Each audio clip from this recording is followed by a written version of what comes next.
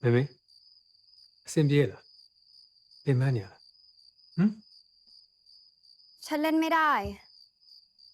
ฉันไม่เห็นเข้าใจนางสีดาเลยอะ妹妹耶，别那我拿没来才是的。第二条呀，没得空生米，都是有打票生么？这啥地方票了嘞，妹妹？ นี่จะบ้าเหรอ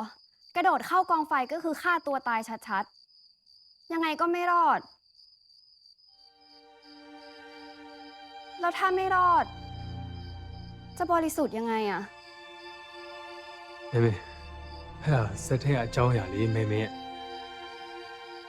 啥比较啊？ ถึงเป็นเรื่องสมมุติก็ต้องมีความจริงอยู่บ้างสิ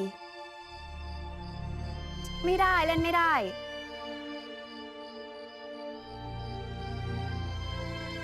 เปลี่ยนไปซ้อมตอนอื่นก่อนได้ไหม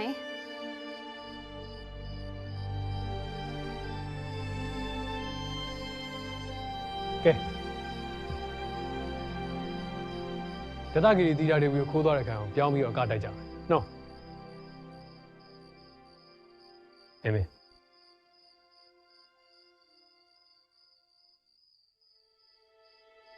给。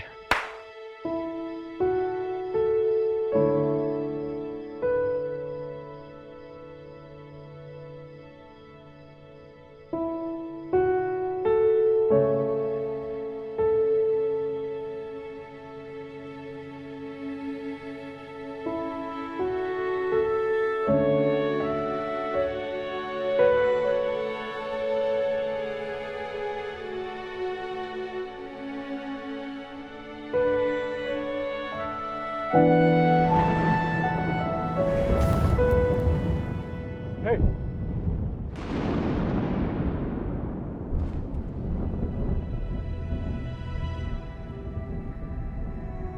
ปิน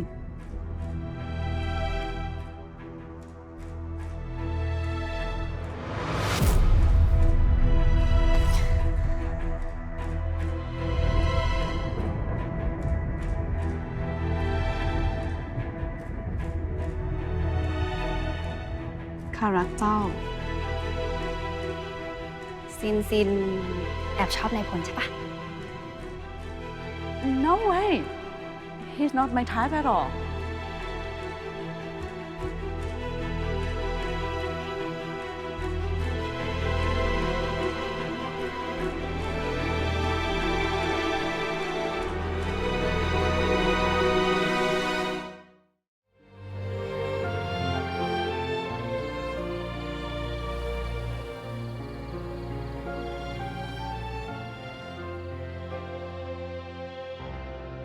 ချစ်မြတ်လို့ရပါတယ်နန်းပင်စပွဲကတဲ့ညမှာဆုံခဲ့ပြီးကြတဲ့ကစစ်ထွက်တိုက်ရတဲ့သူတွေလိုမျိုးငားရှင်တွေတုံနေတယ်အိတ်ဆက်ဖို့စူးစမ်းတိုင်းဂီတစီချက်တွေကြားထဲမှာမျောနေတဲ့မဲမဲရဲ့ခန္ဓာကိုယ်တိတ်တိတ်လေးကိုပဲမြင်ရောက်နေမိတယ်မျက်လုံးမိတ်လေးပုံရိပ်တွေပိုထင်ရှားလာလေပဲ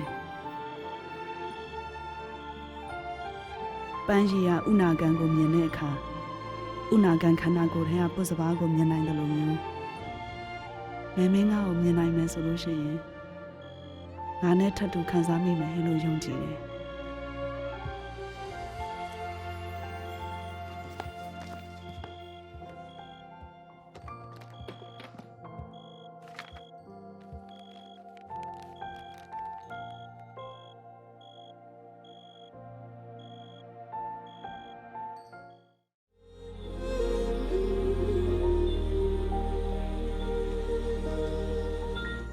ลาวคำในหั่งหลีเหมือนไผ่ขาออเฮาเจ้าถึงไรโตอยู่หึงทางตีว่าเป็นเจ้าขุนหอคำไล่ขยอ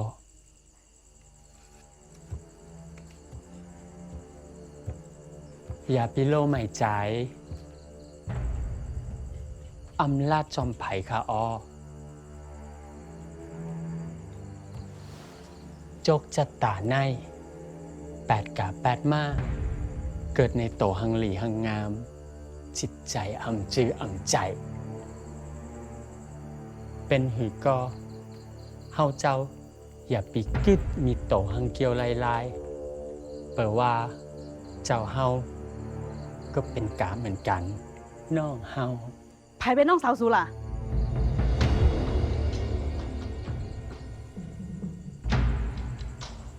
8 ไผ่ก็8 ไร่8 ตัวเจ้าเก่านั่น จิตใจมีความสงบไหม ห่ำใจโตหังจ้ามันซุออกกะ อย่ากึดว่าโตเป็นนกอ่อนในกรงคำอย่าปีกึดว่าโตเป็นนกยุงเปลว่าเฮาเจ้าก็เป็นกา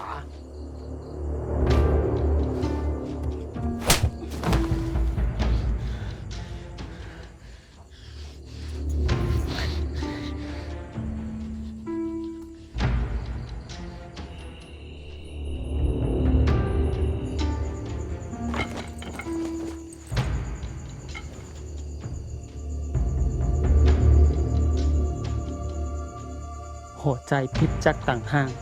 เป็นตั้งมาวาเกาเป็นโตห้างจักเปลว่าเฮานั่นเหมือนกันกับอยู่ยาว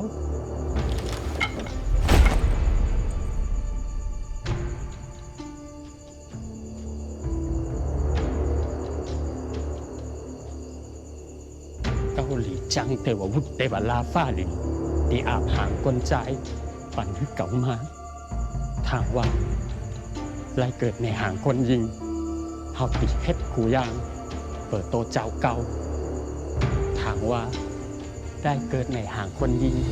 เฮาติเฮ็ดหน้าตีของเจ้านางคือหลีตีสุดคือเจ้าขุนหอคำอาบหมากหัวใจ ปั่นเก่าก็เหลียว